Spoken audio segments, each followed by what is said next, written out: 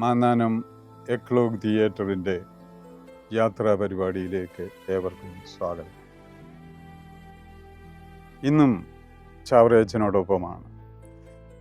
ചാവറയച്ചനോടൊപ്പം പാലക്കൽ തോമാ മൽപ്പാൻ നടത്തിയിരുന്ന പള്ളിപ്പുറം സെമിനാരിയിലേക്ക് ചാവറയച്ചൻ നമ്മളെ കൊണ്ടുപോവുകയാണ്. ചാവറയച്ചൻ്റെ അനുഭവങ്ങൾ, സെമിനാരി ജീവിതത്തിലെ അനുഭവങ്ങൾ, തൻ്റെ തന്നെ ജീവിത ചരിത്രത്തിൽ വളരെയധികം പേജുകൾ നാളാഗമത്തിലൂടെ അദ്ദേഹം എഴുതിയിട്ടുണ്ട്. നാളാഗമം, ചാവറയച്ചൻ്റെ നാളാഗമം ഏറെ പ്രശസ്തമാണ്.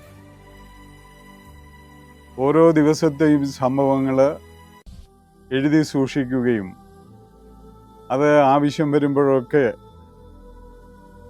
അതിലേക്ക് തിരിഞ്ഞു നോക്കുകയും ചെയ്യുന്ന ഒരു വലിയ നടപടി ചാവറയച്ചനിലുണ്ടായിരുന്നു. ചാവറയച്ചൻ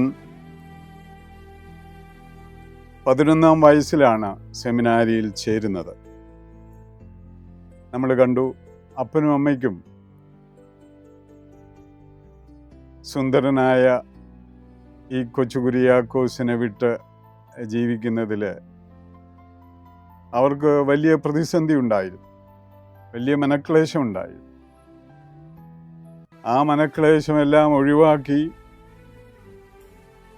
ആണ് ചാവറയച്ചൻ സെമിനാരിയിൽ 11ാം വയസ്സിൽ ചേരുക. മൽപ്പാനച്ചനോട് കൂടെ ഇരുന്ന് മറ്റുള്ള സുഹൃത്തുക്കളോടൊപ്പം ചാവറയച്ചന് മൽപ്പാനച്ചനിൽ നിന്നും വലിയ വലിയ അറിവുകൾ സമ്പാദിക്കുകയാണ്.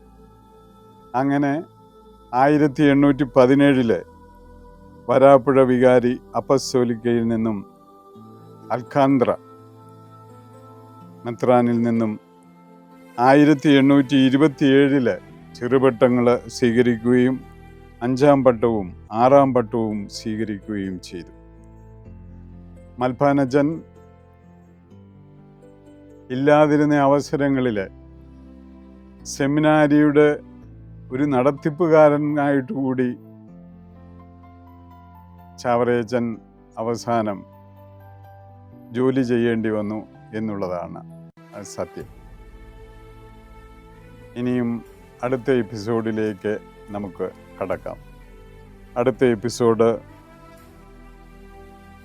10ാമത്തെ എപ്പിസോഡാണ്.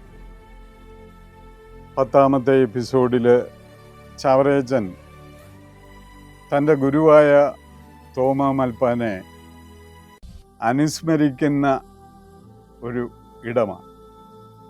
ആ ഇടത്തിലേക്ക് നമുക്ക് കടക്കാം.